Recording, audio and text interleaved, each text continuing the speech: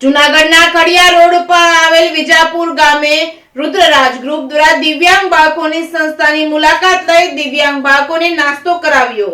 જૂનાગઢના ખડિયા રોડ ઉપર આવેલા વિજાપુરના પાટીએ આવેલ Saprat education and charitable trust Junagadh જે દિવ્યાંગો માટેની સંસ્થા છે, જે સંસ્થામાં અતિ ગંભીર દિવ્યાંગ બાળકોની સંસ્થા છે, જે સંસ્થામાં જેનું કોઈ નથી તેવા બાળકોની આ સંસ્થા છે।